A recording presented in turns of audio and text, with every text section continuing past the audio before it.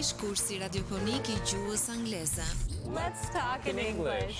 Të flasim anglisht çdo ditë duke ndjekur programin Let's Talk in English në orën 14 në Radio Emanuel. Thanks for taking the time to learn English here with us. I know learning a new language can be hard work, but we believe in you. Situata plot humor, argëtim dhe informacion vinë në familjet tuaja përmes programit Let's Talk in English. Mësojmë rreth teknologjisë, artit, kulturës dhe fushave të ndryshme të jetës, duke ndjekur këtë kurs radiofonik të gjuhës angleze. Let's talk in English. 10 minutes every day. That's the way. Let's talk in English. Rikthehemi në studio me njërin mbas hapësirës së parë muzikore dhe në këto momente në studio na është bashkuar e ftuara për sot Englantina Lika nga Kishon Gjellore në Pojan. Më lejo të drejtoj Megla, të përshëndes dhe të falenderoj që je pjesë e programit në ditën e sotme. Shumë faleminderit Kela dhe ju për ftesën, është kënaqësi të vi këtu dhe të ndaj rreth shërbesës. Edhe çdo gjë që Perëndia po përdor në Pojan për të fituar njerëz për mbretërinë e tij. Më vjen mirë që sot do të jemi së bashku për të zbuluar më tepër gjithçka që ju jeni duke punuar në shërbesa të ndryshme, duke nisur nga shërbesa e fëmijëve. Her pas here unë gjatë viteve kam qenë aty për të realizuar pse jo edhe disa aktivitete në bashkëpunim me ju dhe e di që është një punë e vazhdueshme që keni bërë me fëmijët ndër vitet dhe vazhdoni, por patjetër edhe me të rinjt edhe shërbesa të tjera. Prandaj përpara se të ndalemi tek secila prej tyre, më trego pak çfarë është duke ndodhur momentalisht pranë kishës Ungjillore në Pojan, ti personalisht ku je më tepër e përfshirë. Po, atëherë. Egla të lutem në mikrofon. Po. Atëherë, unë shërbej bashkë me bashkëshortin tim në Kishën Ungjillore Pojan, me Diltonin, ai është pastori i kishës. Kemi dhe një vajzë, po. Kemi dhe një vajzë tjetër, Rudina Langu, që punon bashkë me ne, është një vajzë që ka ardhur nga kisha e Pojanit dhe tani është bashkuar dhe shërben bashkë me ne. Gjithashtu kemi një grup vullnetarësh që kanë dalë po nga programi fëmijëve, edhe tani janë rritur, janë themeluar në Zotin dhe shërbejnë për kranesh dhe na ndihmojnë në shërbesat tona, specifikisht në shërbesën e fëmijëve, pjesa më e madhe e tyre. Aktualisht në Kishën Ungjillore Pojan ne kemi takimin e fëmijëve, ta nisim që këtu është një takim që unë kam shumë për zemër, se I dua shumë fëmijë dhe kur vinë me atë dashurinë e madhe për të njohur më shumë Perëndin. E kemi çdo të shtunë ku unë jam e përfshirë, unë drejtoj takimin e fëmijëve, kam edhe Rudinën patjetër që më ndihmon në çdo gjë që është e nevojshme, edhe motrën e Rudinës Xhulianën gjithashtu që ka qenë një bekim shumë I madh dhe disa nga të rinjt që janë vullnetarë dhe shërbejnë me shumë përkushtime dhe durime fëmijët. Kemi takimin e madh të së dielës, ku mblidhemi të gjithë së bashku si trupi I Krishtit, adhurojmë së bashku, edhe dëgjojmë nga fjala e Perëndis. Patjetër që pesha më e madhe e këtij takimi është për Tonin, sepse ai është ai që predikon dhe I drejton gjithë anëtarët e kishës te fjala dhe unë jam në mbështetje të Tonit në Patjetër ashtu sikurse është edhe bashkëshortja e një pastori. Po. Kemi takimin e të rinjve ku jemi shumë të përkushtuar me të rinj si t'i sjellim sa më afër Perëndis, duke ditur sa e vështirë sa shumë gjëra ka sot rreth e rrotull që au treshin vëmendjen dhe I mbajnë të kapur pas gjërave që ju ikën koha kot, ne përpiqemi që t'i sjellim sa më afër fjalës, t'ju tregojmë për Perëndin. Edhe më shumë më specifike pastaj kemi dhe studime biblike me të rinjt. Për shembull kemi studimin biblik të rinjve, kemi studimin e para të rinjve, kemi studimin e grave, që është një studim që tani po I shijoj ato bekime dhe frytet e vështirësive që kisha më përpara. Gjithashtu kemi një lexim, një shërbes që kemi quajtur leximi I Biblës me të rinjt, duke parë sa shpejt harojnë të rinjt të kalojnë kohë me fjalën e Perëndis. Dhe ne vendosëm që të paktën një herë në javë, si grupi të rinjve të lexojmë Biblën së bashku, sepse nëse I pyet, e ke lexuar Biblën, thon, po haruam, po s'na doli koha, dhe e dim që kanë kohë, sepse të gjithë kemi kohë të përkushtohemi dhe të marrim nga fjala dhe të ushqehemi shpirtërisht. Kështu që lexojmë së bashku me një kalendar që këta të rinj paktën të kenë atë mundësinë që të njohin shkrimin dhe ta dinë kush është Perëndia nëpërmjet fjalës së Tij. Gjithashtu kemi një projekt me të moshuarit në Pojan, ku gatuajmë për këta të moshuar që janë të braktisur të vetmuar, nuk ushtet vështira ekonomike, fizike, po ka shumë. ka shumë të moshuar që janë në kushte të tilla. Ne momentalisht kemi 10 pleq në këtë projekt, sepse kaq është mundësia për momentin, edhe gatuajmë 3 herë në javë. Patjetër që dëshira është që kjo të bëhet edhe më e madhe dhe të përfitojnë sa më shumë të moshuar. Rudina është personi që gatuan për këta të moshuar, jo vetëm që gatuajmë, por her pas here çojmë dhe Krishtin tek ata. Duam që t'ju tregojmë kush është Zoti, sa shumë i do. Nuk janë vetëm, kanë Perëndin. Edhe kemi një nga këto gratë e projektit të moshuarve që tani është pjesë e studimeve biblike me gratë dhe gjithashtu vjen takimet tona. Tesh bekim dhe lutemi që të gjithë në fakt ta hapin zemrën dhe ta kuptojnë që Perëndia është aty për ata. Gjithashtu kemi këtë vit të ri shkollor që nisin në shtator, ne filluam një projekt të ri për Pojanin, një after school për specifikisht për fëmijët e komunitetit rom dhe egjiptian, në bashkëpunim me një organizatë tjetër, Vishkëpucët e Mia, edhe Rudina është përsëri që merret me këtë pjesë, ka dhe disa të rinj nga kisha që ndihmojnë fëmijët si të ecin më shumë, si të arrin pjesën e grupit fëmijëve të tjerë, pasi këta fëmijë vinë nga familje që dhe vetë prindrit e tyre e ndjejnë që e kanë të nevojshme që të kenë dikë që t'i ndihmojë fëmijët, sepse vinë dhe na thonë ne duam të ndihmojmë, por nuk mundemi, se vetë nuk kemi arsimin e dur dhe nuk i kuptojmë. Kështu që dhe kjo ka qenë shumë bekim këtë vit. Ka qenë shumë bekim kur shikojnë që ata fëmijë kanë dëshirën për të ndihmuar dhe ti ju gjendesh pranë dhe i ndihmon që të ecin përpara. Më vjen mirë. Po, nga ana tjetër pastaj kemi dhe gjërat pjesën sociale, ku kalojmë shumë kohë si me të rinj, si me unë me gratë, Toni me çunat, me burrat për të ndërtuar ato marrëdhëniet tona.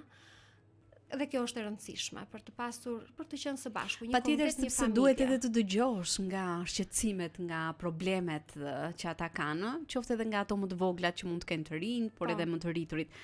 Sepse nuk mjafton vetëm një takim edhe më pas largohet secili në drejtimin e vet. Ti ndan jetën me ata njerëz, prandaj dhe jemi aty, jo thjesht të bëjmë një takim, por jemi aty t'u gjendemi pranë, edhe në situata të vështira, edhe në situata gëzimi, të ndajmë jetën bashkë me ata. Ne jetojmë bashkë me ata, shërbesa jonë është jeta jonë bashkë me ata.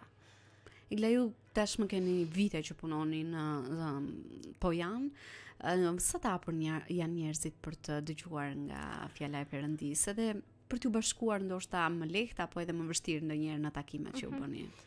Ne kemi 10 vjet në Pojan, në shkurt të këtij viti bëm 10 vjet që kemi filluar të shërbejmë aty. Fillimi ka qenë i vështirë. Edhe njerëzit të shikonin me një sy tjetër, pse kanë ardhur këta, se ne dhe u shpërngulëm kur filluam të shërbenim aty, lëvizëm nga Korça, jetuam në Pojan për 6 vjet. Pse kanë ardhur, çfarë ka ndodhur, ka ndonjë problem që kanë ardhur, se s'ka mundësi të vinë nga Korça në fshat. Nuk e kuptonin qëllimi dhe misionin pse Perëndia na kishte dërguar aty. Dhe nuk ishin shumë të hapur. Arsyeja kryesore që i pengon, sidomos në fshat, është paragjykimi.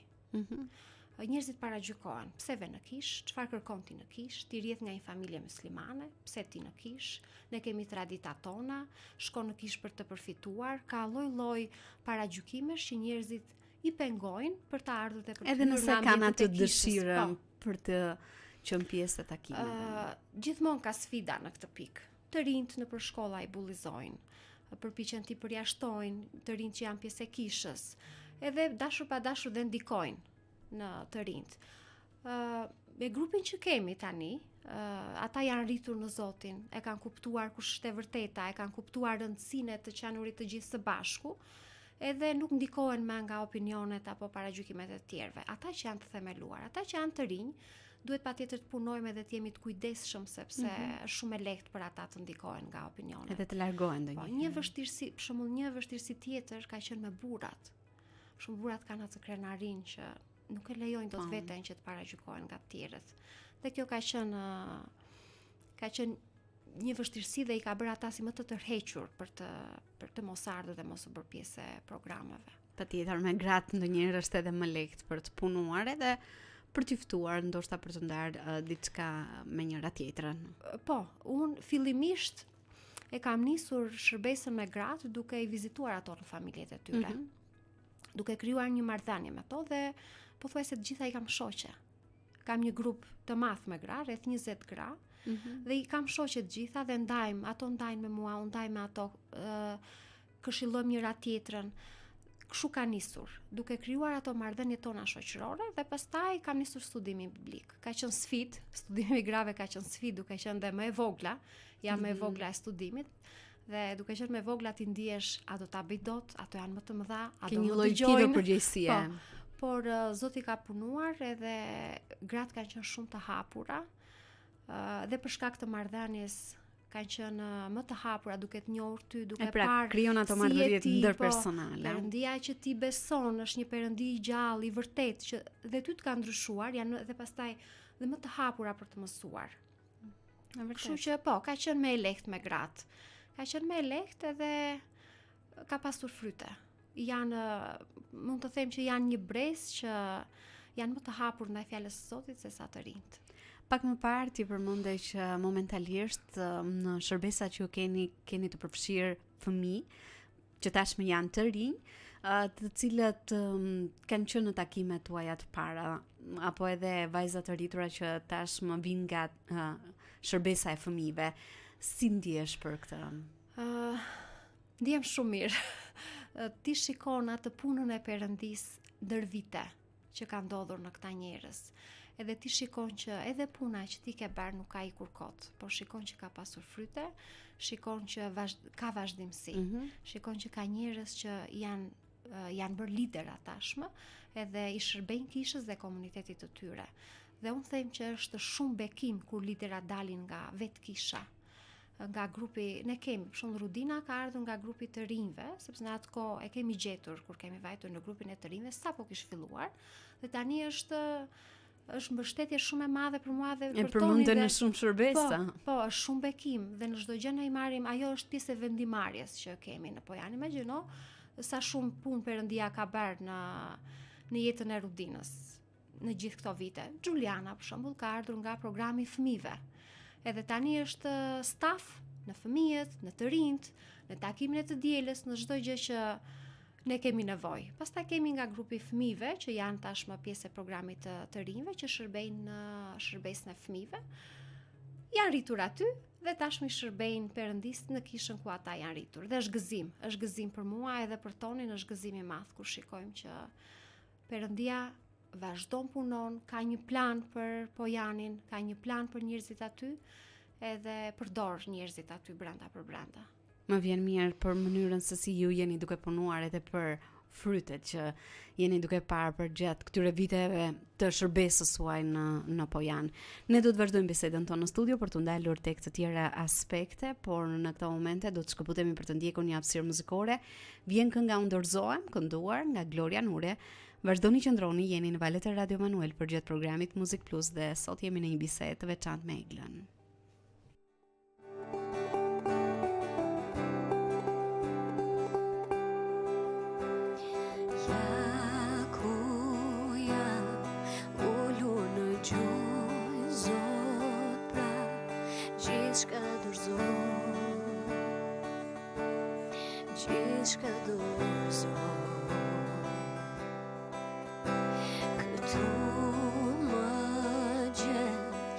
Sa ti pran më vjen dëshpruar për ty, dëshpruar për ty. Unë dorëzohem.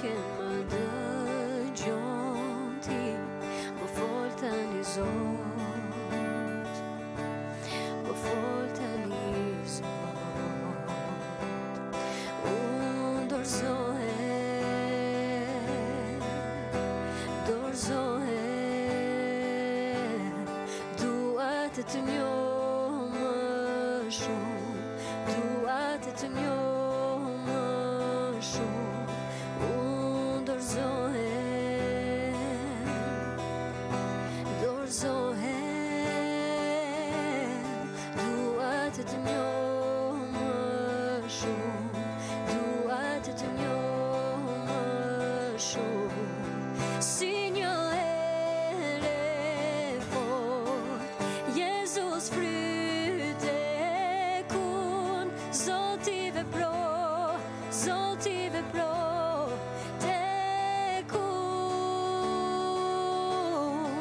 si stuhi e fort, shpirtin tim lëviz, sot i vepro tek unë, si një ere fort, Jezus fryt tek unë, Zot i vepro tek unë, si stuhi e fort, shpirtin tim lëviz, Zot i vepro tek unë, dorëzohem,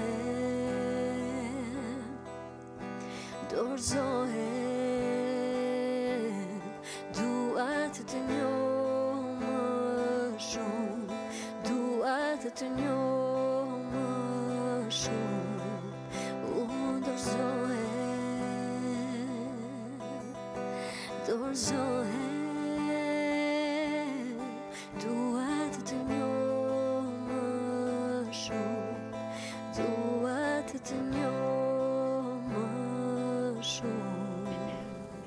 Unë dorëzohem nga Gloria Nure është kënga që na rikthen sërish në studion e programit Muzik Plus për të vazhduar bisedën me Eglën në ditën e sotme dhe Egla na prezantove pak më herët me shërbesat që ju keni, ndoshta edhe me disa sfida dhe vështirësi që keni hasur përgjatë periudhës tek e cila keni shërbyer, por le të flasim pak për rëndësinë e shërbesave në kish. Si mund të theksojmë rolin e tyre në jetën shpirtërore të besimtarve, por edhe në forcimin e bashkësisë, në komunitetin ku ju punoni. Patjetër që shërbesat janë shumë të rëndësishme për komunitetin, apo të mbledhurit së bashku është shumë e rëndësishme.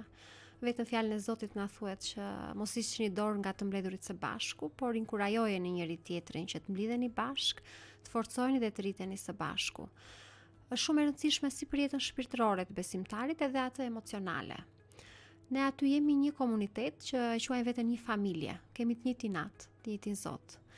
Edhe shumë e rëndësishme që përveç rritjes në fjalën e Zotit, që është e rëndësishme ajo bashkësia, të luturit së bashku, të lexuarit së bashku, të mësuarit dhe të kuptuarit së bashku, edhe për të parë ku është X person me jetën e tij, çfarë vështirësi shka, çfarë probleme shka, çfarë sfida shka.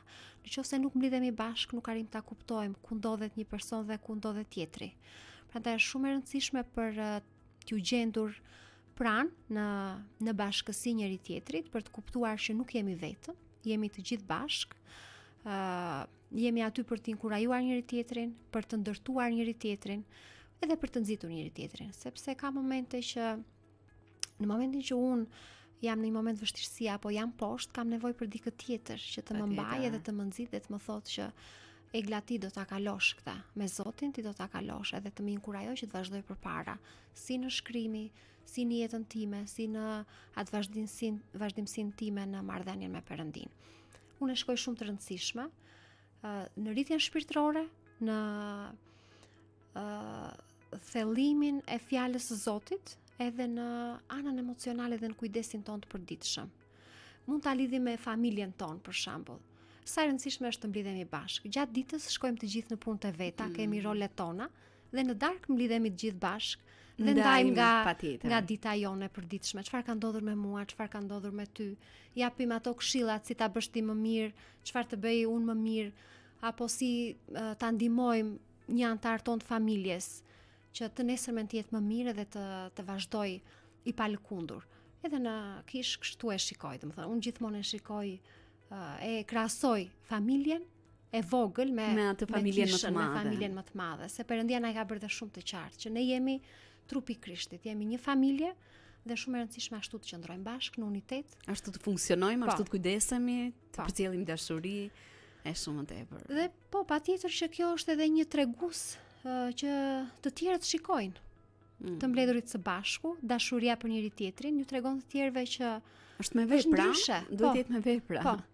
Sepse ti mund të rish në shtëpinë tënde, edhe të lexosh, të lutesh, por kjo është patjetër shumë e rëndësishme, por është edhe shumë e rëndësishme që të gjithë së bashku ta bëjmë këtë gjë. Sipas asaj që fjala na drejton, po. Shumë herë, patjetër, secili prej nesh, por edhe ju në shërbesa që keni, ti përmend edhe pak më herët, përballemi me sfida, por nga ana tjetër si të mbetemi të qëndrueshëm, por edhe këmbgulës në besim, kryesisht në këto momentet e vështira. Sepse në momente të tilla është më lehtë të heqësh dorë. Po. Tani si çdo besimtar, të gjithë përballemi me ato sfidat tona, edhe në përditshmëri, po edhe sfida që ndonjëherë janë më të vështira edhe zgjatin më shumë, kërkojnë marrin më shumë kohë.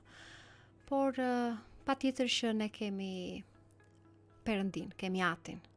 Edhe qëndrueshmëria, edhe kjo këmbgulja që thua ti, unë do thoja të jemi me sy drejt Krishtit, është e para, që të qëndrojmë të fortë përballë sfidave, lutje të vazhdueshme, edhe meditim, do thoja mbi shkrimin e Perëndis, ku shikojmë shumë qartë premtimet e Zotit, të kapemi fort mbas premtimeve të Perëndis. Jeta e një besimtari nuk është aq e thjeshtë, sepse unë them që është më e vështirë se sa jeta e një jo besimtari, sepse ti e di për çfarë je thirrur. Ti je thirrur për të lavdruar Perëndin. Dhe që ta bësh këtë, kërkon shumë sakrifica, kërkon shumë përpjekje. Por e dim që kemi një Perëndi që na ka premtuar në fjalën e tij që do të na mbajë dhe do të kujdeset në çdo moment.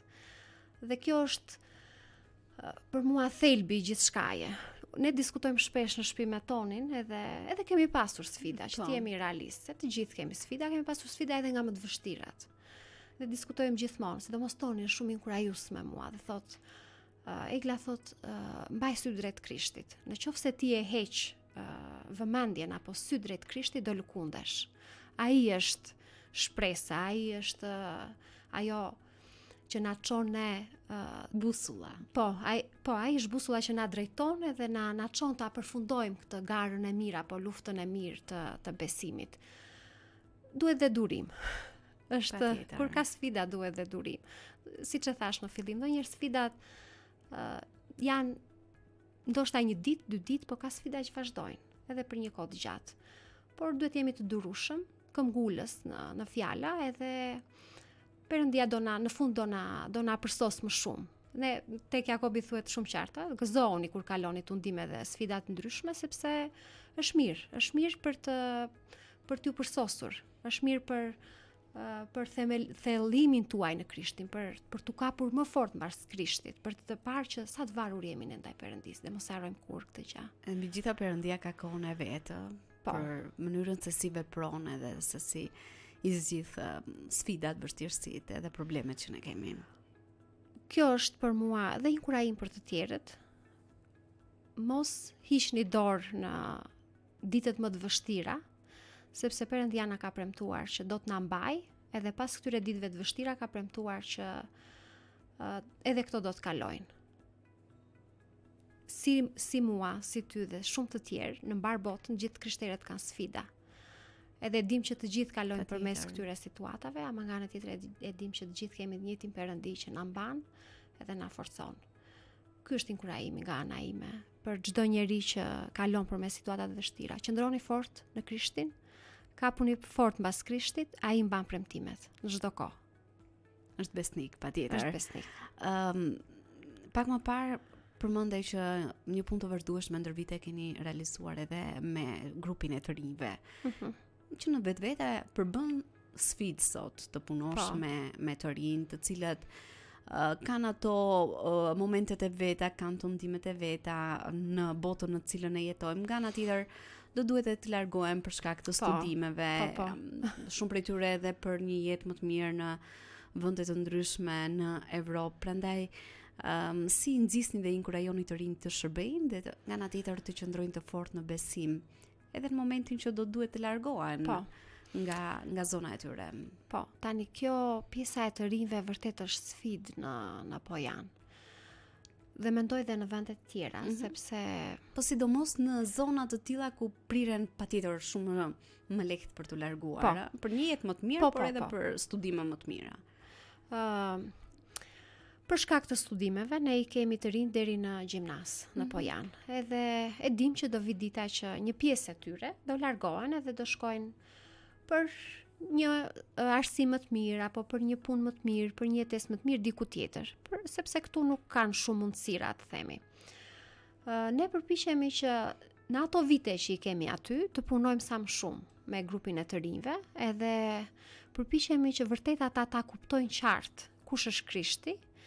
Edhe lutemi, sepse kjo është në dorën e tyre, lutemi dhe shpresojmë që ta kenë pranuar Krishtin në jetën e tyre.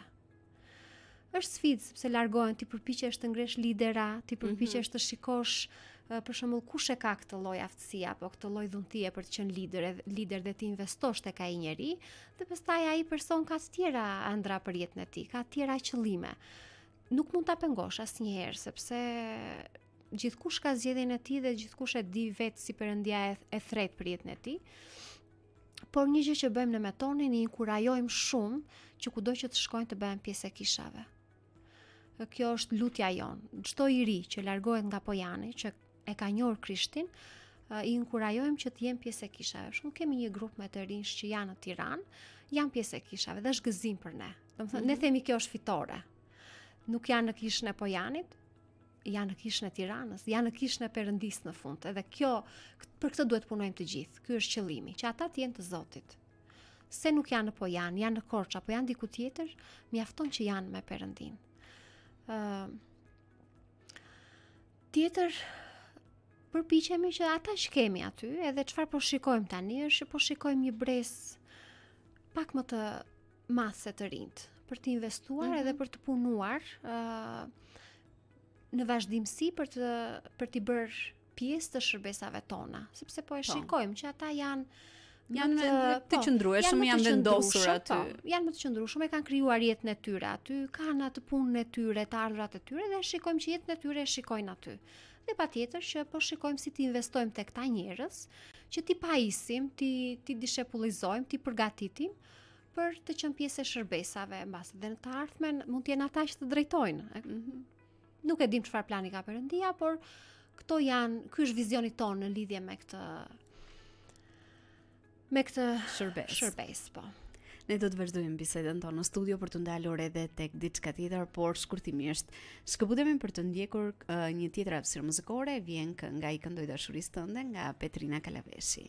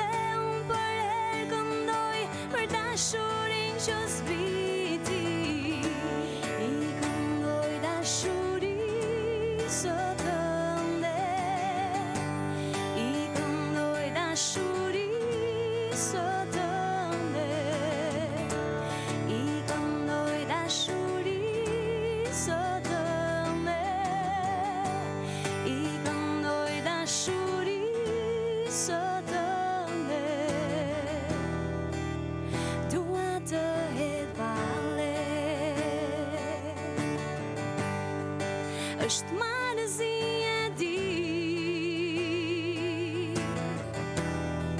kur bota tritën të ketë parë, do të shkërcej me gzim si të shkërcejmë tani.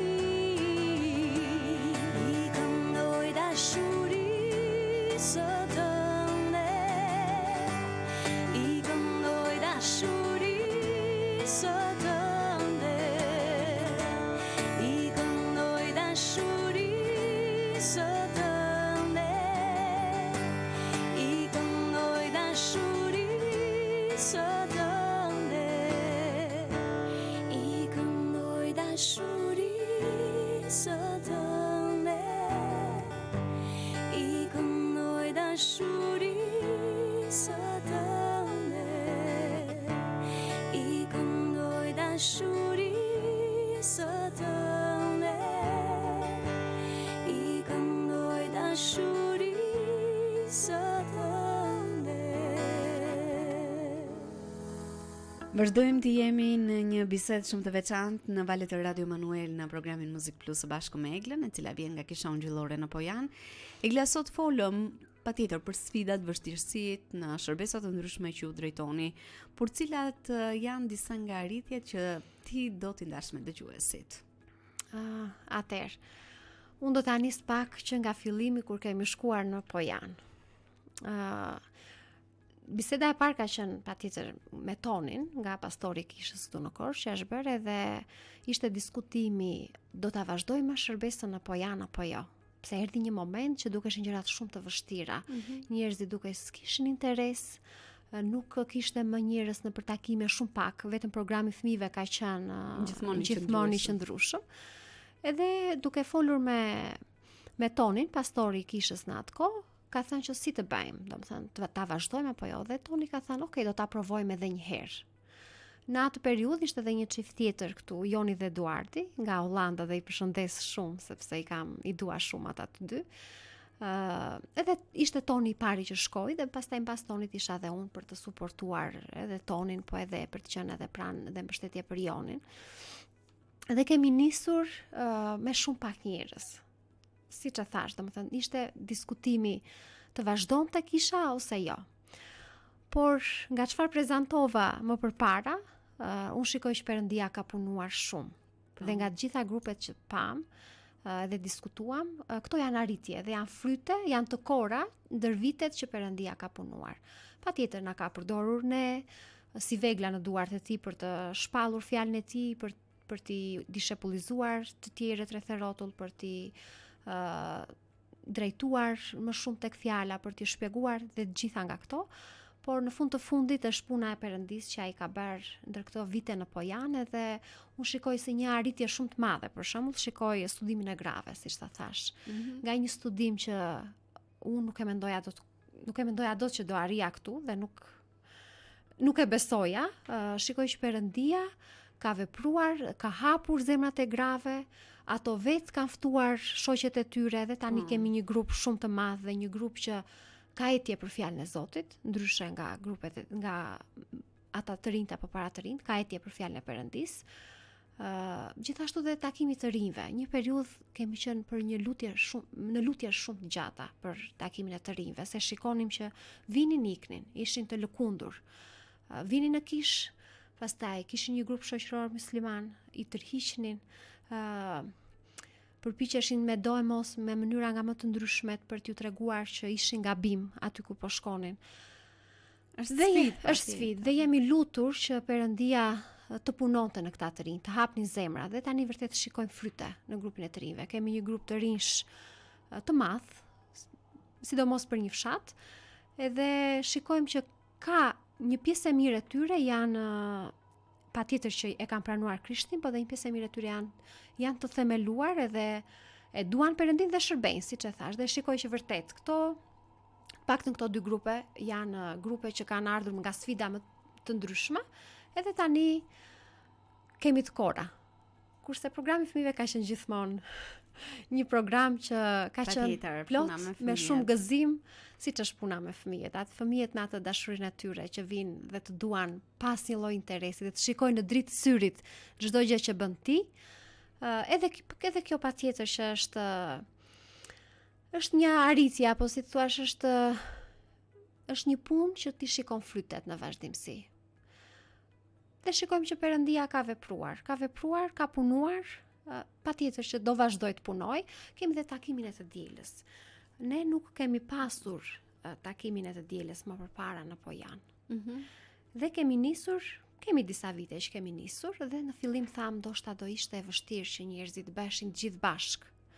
E nisëm si fillim një herë në muaj, pastaj një herë në 2 javë dhe tani e kemi çdo javë. Dhe shikojmë që njerëzit e duan, e kërkojnë atë të mbledhurit së bashku, të adhuruarit së bashku, të dëgjuarit së bashku. Është bekim kur i shikon që edhe kjo që ti kisha ato frikrat e tua, e shikon që edhe këtë takim Perëndia e përdor përsëri për rritjen e komunitetit. Edhe për njerëzit që janë pjesë e saj. Çfarë mund të themi për muajt e ardhshëm? Çfarë keni menduar me shërbesat? Nuk e di, ndoshta diçka të veçantë për të rinjt, për fëmijët. Po. Ne kemi në prill 2 gjëra në plan për të bërë. Kemi një kamp, një ditor, në fakt me grupin e paratërinjve që do e bëjmë në Ersek. Dhe gjithashtu kemi një konferencë të rinjsh, një fundjavë që përsëri do e bëjmë në Ersek me grupin e të rinjve që do bashkohen edhe disa të rinj të tjerë, nuk e di saktësisht se nga cilat vende janë, se jemi të ftuar. Gjithashtu kemi Pashkën përpara, patjetër që organizojmë edhe festojmë të gjithë së bashku ngjalljen e Krishtit si kish.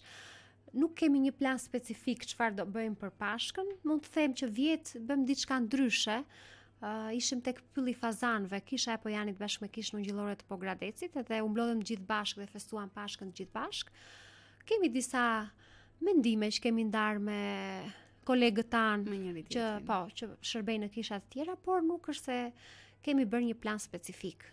Patjetër që e festojmë së bashku edhe do organizojmë takime si çdo vit. Pastaj kemi planet e verës, që paka shumë i dim çfarë ndodh gjatë verës. Ne bëjmë një VBS për fëmijët në Pojan, një javë, kampi verore. Po, kampi verore.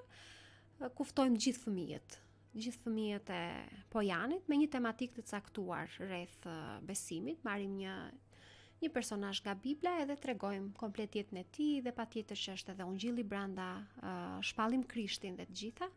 Pastaj janë kampet që kemi qenë të përfshira me kampet, me grupet e të rinjve, para të rinjve, grupet e fëmijëve. Një plan tjetër që kemi me të rinjt përsëri që është për që tani është do jemi në një kamp në Tiranë me grupin e të rinjve. Kemi bërë një kursin Alfa. Që disa i dëgjuar mund të jetë, por të gjitha ata të rinj që kanë bërë këtë kursin do bashkohen në Tiranë te Eden Park, te kampi në Tiranë për të mbledhur gjithë së bashku dhe për të ndarë nga eksperiencat, për të kaluar edhe një kohë të mirë me njëri tjetrin. Kështu që këto janë pak a shumë planet që kemi deri tani. Ne si shqiptar që jemi bëjmë dhe planet momentin e fundit. Patjetër. Kështu që sa më shumë të afrohet vera, pastaj i shikojmë me detaje më specifike duke i detajuar çdo aktivitetet. Kemi dhe një futboll kamp që do bëjmë në Ersek dhe janë 2 miq të tanë, një familje në fakt, ata vinë si familje që do vinë nga Anglia. Dhe ai miku ynë është shumë i apasionuar mbas futbollit, është besimtar dhe gjithmonë kur vjen në Shqipëri e ka këtë dëshirë që ti marr çunat, ti bëj një kamp futbolli dhe patjetër që t'ju flas dhe për besimin, sepse kjo është diçka shumë e bukur edhe për të rinjt edhe. Po. Dhe ne vazhdojmë gjatë gjithë verës, edhe me studimet, nuk i shkëputim.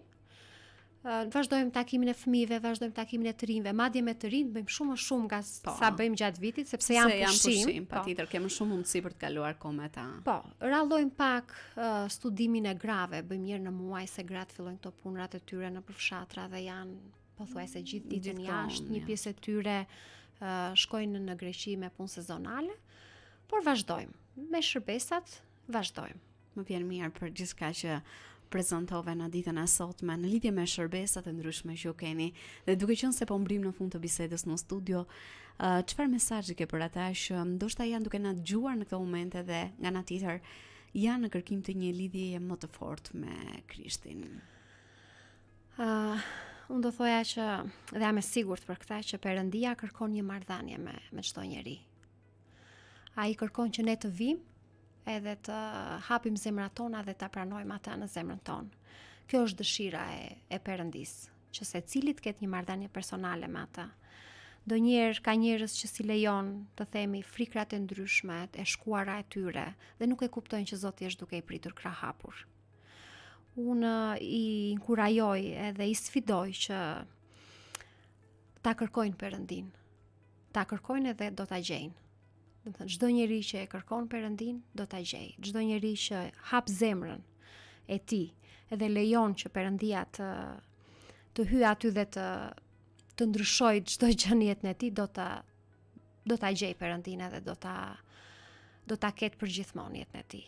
Është shpesh herë mendoj që se di a e pyesin veten njerëzit ku do ta kalojnë përjetësinë. Kjo rutina e përditshme na I heq nga mendja këtë lloj pyetje dhe mendojmë që ne do jetojmë përgjithmonë këtu në tokë. Nuk e kuptojmë që jemi shtektar për një kohë shumë të shkurtër. Le të mendojnë dhe le të reflektojnë ku do ta kalojnë përjetësinë. Mendojnë që janë me Perëndin apo jo? Dhe kushdo që Perëndia e ngacmon në këtë pikë, le ta kërkoj Zotin. Zoti është duke e pritur, edhe Zoti këtë kërkon nga ne. Vetëm të vim tek ai dhe çdo gjë pastaj ndodh nga Perëndia. Është ai që na jep këto, na jep shpëtimin falas. Është hiri I Perëndis që na jep këtë lloj dhurate. Ne mjafton që ta kërkojmë edhe ta pranojmë. Igla, të falenderoj vërtet shumë për gjithçka që ndave në ditën e sotme. Ishte kënaqësi të ishim së bashku për gjatë kësaj bisede. Uroj shumë bekime ty dhe familjes tënde në gjithçka që jeni duke realizuar në Pojan me shërbesat e ndryshme. Shumë faleminderit Kela, shumë bekime edhe për ju edhe jam e sigurt që Perëndia ju përdor për lavdinë e tij me çdo dëshmi, çdo këngë të krishterë, çdo gjë që ju ndani këtu brenda, por që dëgohet në gjithë Shqipërinë. Të falenderoj. Je gjithmonë mirëpritur për të qenë pjesë e programit Muzik Plus, për të ndarë më shumë nga shërbesat, nga takimet, aktivitetet ndryshme që u zhvilloni për gjatë gjithë vitit. Dhe një herë të falenderoj, të uroj një ditë mbar në vazhdim. Ne përfundojmë këtu bisedën së bashku. Shkëputemi për të ndjekur një tjetër hapësirë muzikore, vjen kënga Më shumë dashuri nga kisha ungjillore Libonik Maliq. Rikthehemi vetëm pas pak në studio për të ndalur së bashku tek diçka tjetër.